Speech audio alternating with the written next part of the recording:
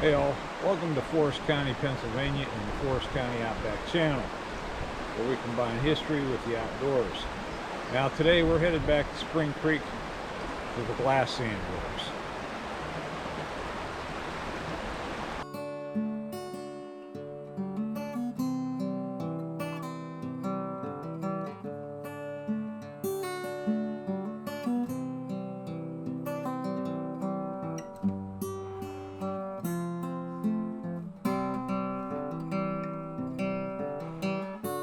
In our previous video, we went to the glass sand works on Spring Creek, and we looked at the stone quarry and the powder magazine. Today we're going back. We're going to look at the incline plane, the processing plant, the rail yard, and one of the strangest finds that I have ever come across in the woods. It might be Bigfoot, then again it might not. You'll just have to stick around and see. So this is Forest County Outback number 42. The Spring Creek Glass Sand Works, Part 2.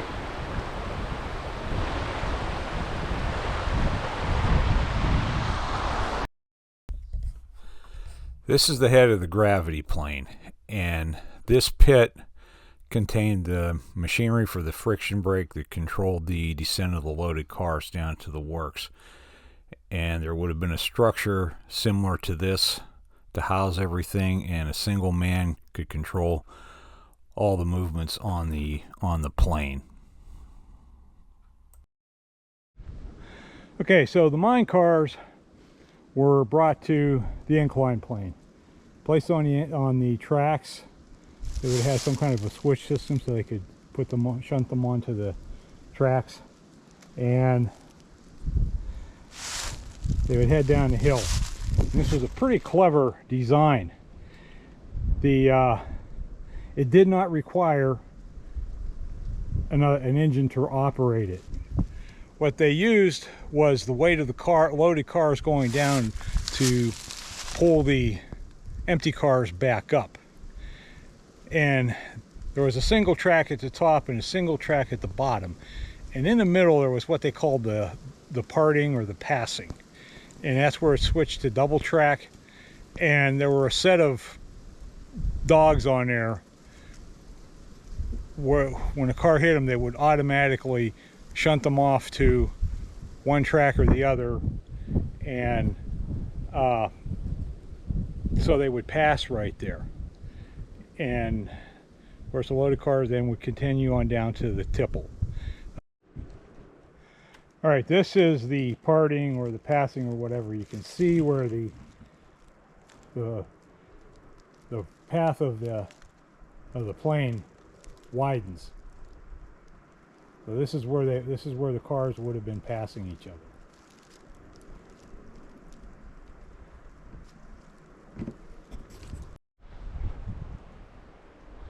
Now at this point on the ore car's journey down the incline plane, it starts to approach the Tipple, and it goes out onto a trestle,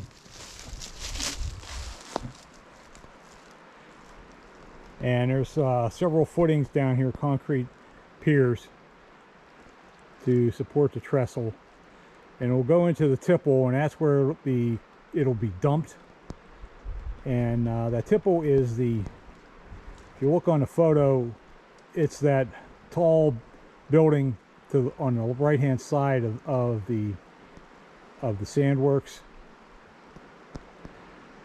and it's dumped there, and it goes through a screen, and when we get down here I'll explain that in more detail. So this is the site of the Tipple, and from the stone laying here, it looks like they did some hand sorting here, tossing stuff out.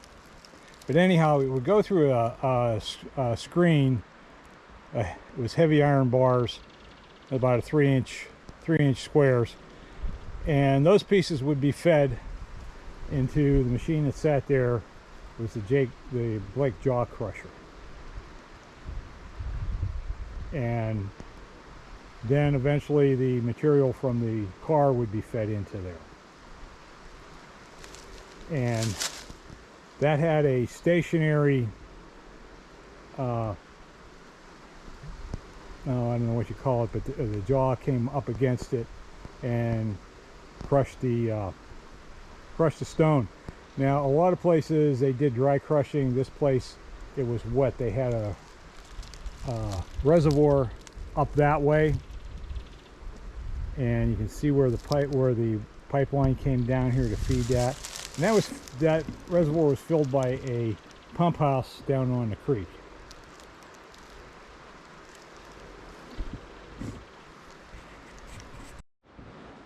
All right, I misspoke when I said the 3-inch pieces would be fed into the jaw crusher. They would be fed here into the chaser mill. Okay, larger pieces would go through the jaw crusher, and then they would come in here to the chaser, where the chaser mill was, and it was a large tub with revolving rollers in it, and it would crush the stone down finer. And then there were 2 screens, revolving screens on either side here that helped filter out impurities in larger pieces. Then they would come down here to a battery of screw washers. And this was all a wet process, by the way. And screw washers were like augers, but it removed more impurities. And over here was where the engines were mounted to run all this equipment. And these were natural gas engines. And there were at least 2. They were like hit or miss engines. And I don't know, I think one was like 18 horsepower or something. They weren't really, you know, by today's standards, very, very powerful engines. So these were the mountings for those.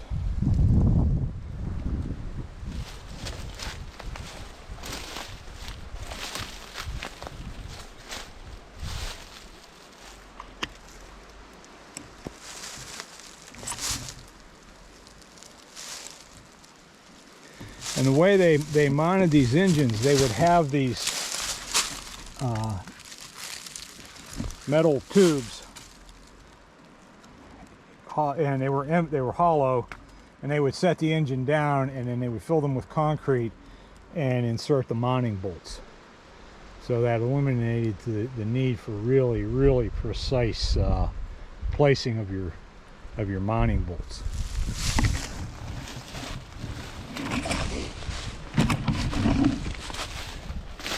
Now, unfortunately, we don't have any photos of the interior of this, and we only have a few photos of the outside.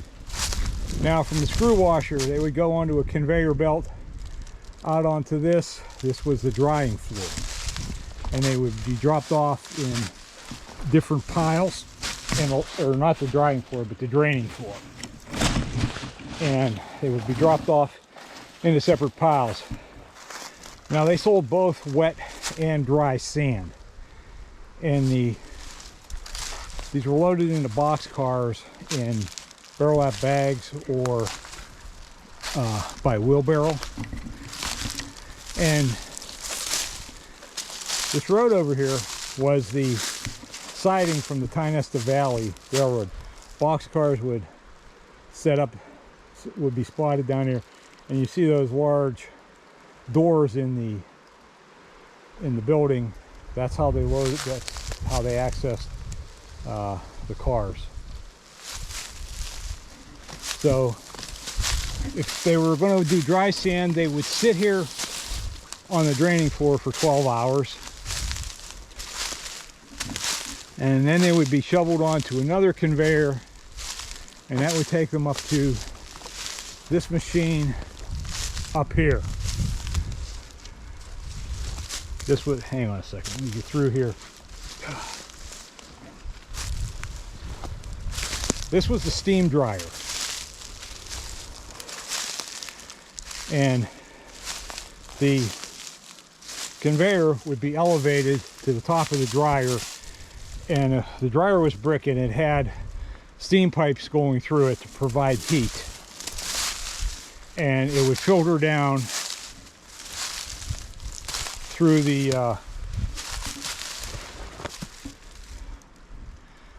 dryer, and the dryer was made of brick.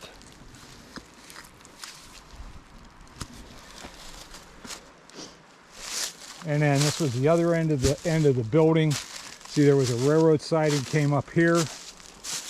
We're not sure if they ran cars inside to load them, but this bin here, from here over to here, was the storage for dry sand.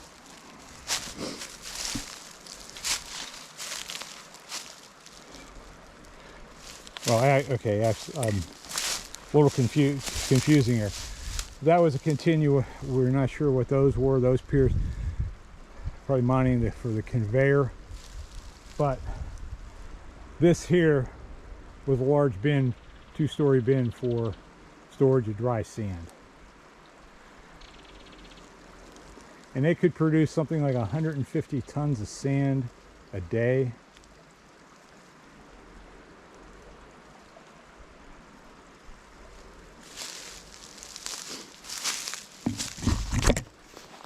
And of course the reservoir, like I said, is on up there. It's just a couple cement pilings left there.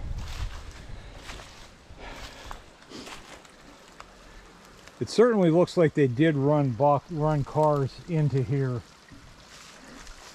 So I'm guessing maybe this was a loading platform.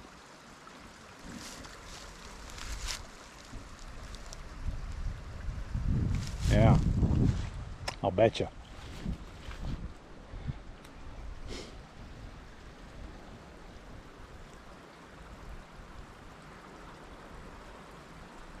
A few more things to show you here. Little feature here on the jaw crusher. See, that trough is sloped down. Like I said, they ran water here. This is a wet operation, so that would have washed the crushed stone right down into the chaser mill without having to handle it.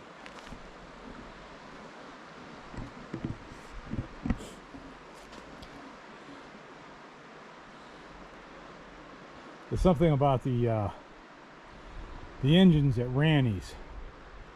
They call them hit or miss engines. My I always got to think of it, great grandfather was involved in the oil industry down near Pittsburgh. That's where I grew up, in the Pittsburgh area, and I had never heard those referred to as a hit or miss engine until I came up to this area. Down there, we always called them a one lung because they were a single cylinder. I like to throw that once in a while out there sometimes when I'm talking to somebody, I'll call them a one lung, and they kind of look at you like, what are you talking about?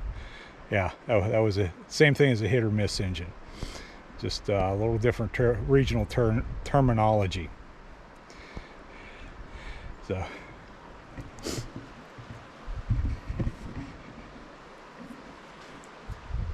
Now that rock over there, I'm going to take a closer look at it. There was a swinging bridge across the stream. The housing for the quarry and mill workers was over there, and now, as I said, this was serviced by the Tionesta Valley. Their main line went on the other side of the road, the creek.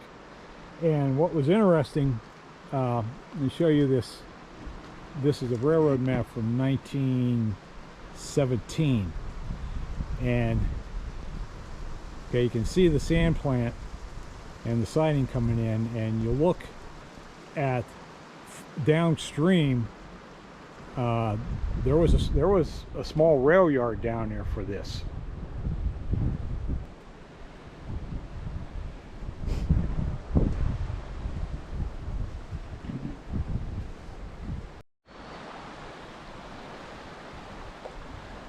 So I don't know if you can see the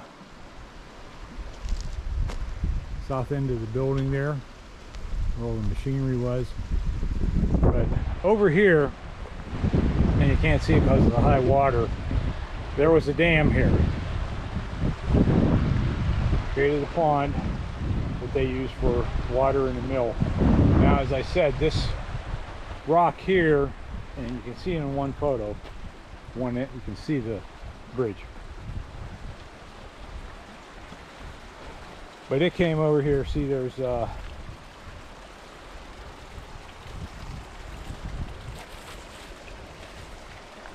my bolts in there, and there's some bolts on top here. This is where the swinging bridge was.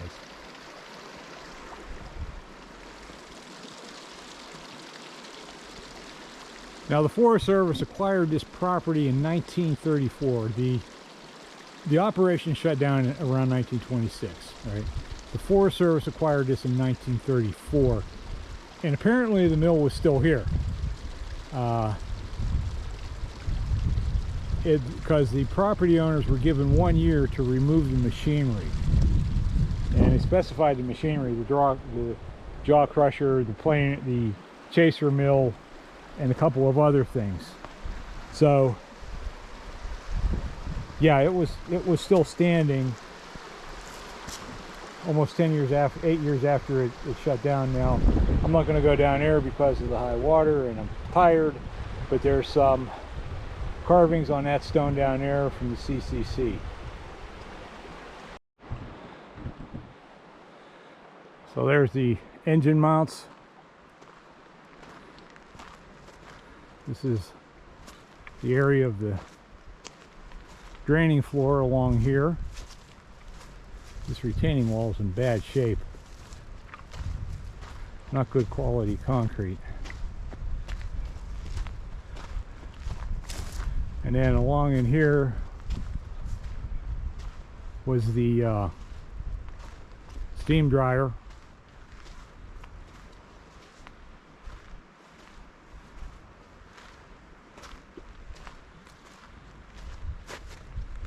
And then this was the storage bin for the dried sand.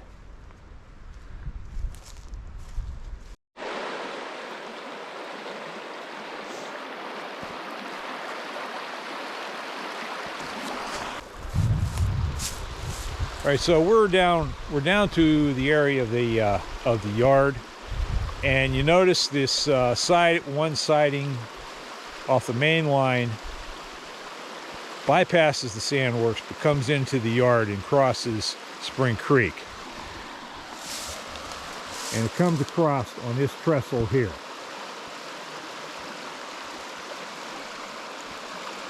And out there in the water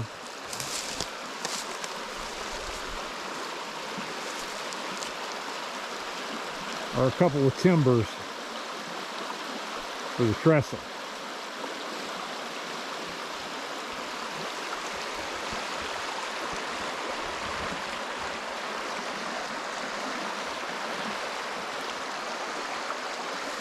Now, as we come across to this side of the creek, there's another foundation over here for the trestle.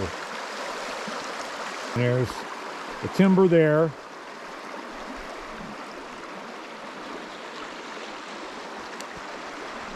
A lot of stonework here, and then it goes on to that embankment over there, and that leads into the rail yard.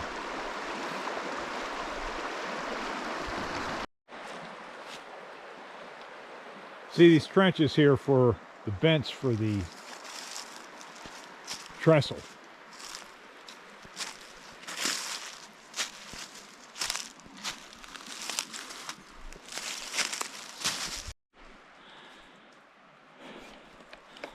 So looking back towards the trestle,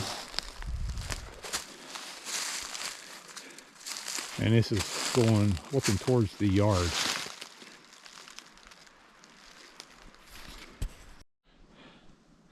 If you look on the map, look at that rail line that cuts across the top of the yard. This is it here, and then this is the one rail that comes up and intersects it, and then it continues on out this way.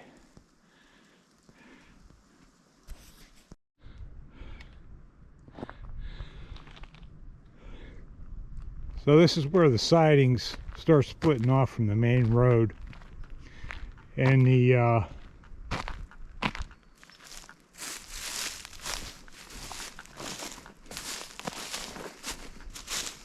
yard is up in this area here.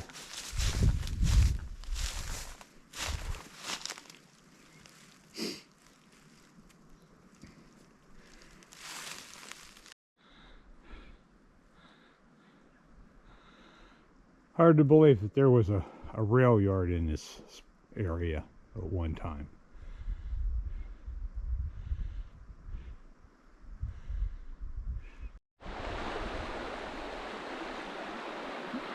Now we're standing on top of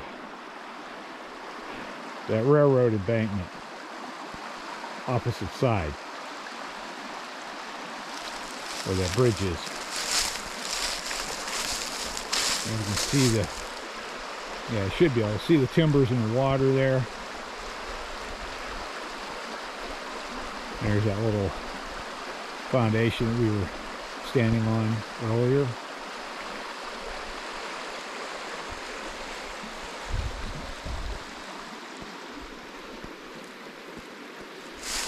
Now we're going to go over through this area here and see if we can find any sign of the, oh, cool. There goes 3 mergansers. Huh. 3 hooded mergansers just flew up the creek. We're going to see if we can find any sign of the workers' village.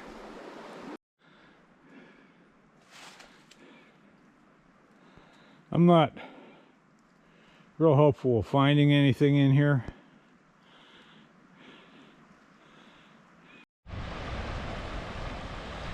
There's the dam over there.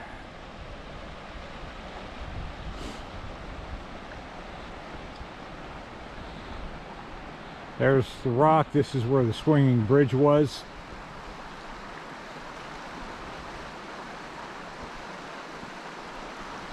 And then there's concrete foundations. The closest one are the for the engine mounts.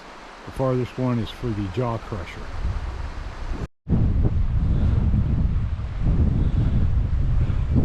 Alright, so look at the photo.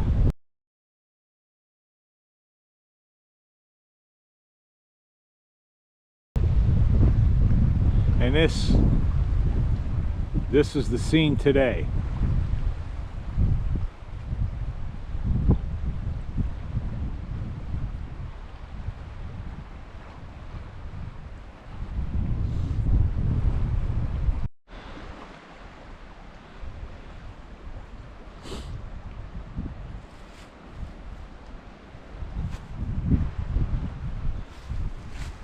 So we're going to look up in this area here, between here and the railroad grades, see if we can find any sign of any houses. This would be more likely where it would be.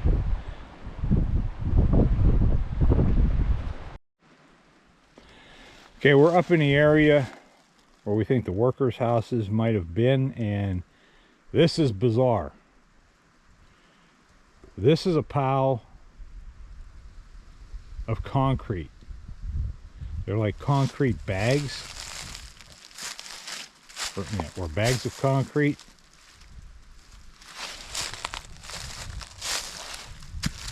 All right, this is like really weird.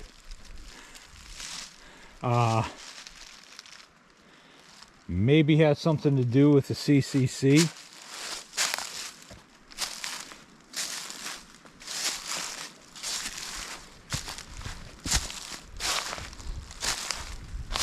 All right, this is bizarre.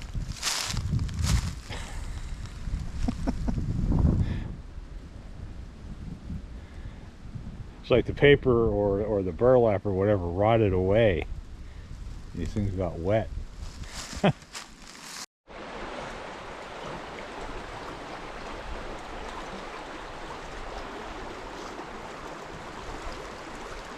So that wraps up number 41, the Spring Creek Sandworks. But before you go, just remember, you too can be one of the cool kids. So check out the merch shelf down below, and if you like the video, give us a like. If you didn't, even if you didn't like it, still give us a like. Share, comment, subscribe if you haven't, and remember you can follow us on Facebook at the Forest County Outback page, and we will catch you on the next one.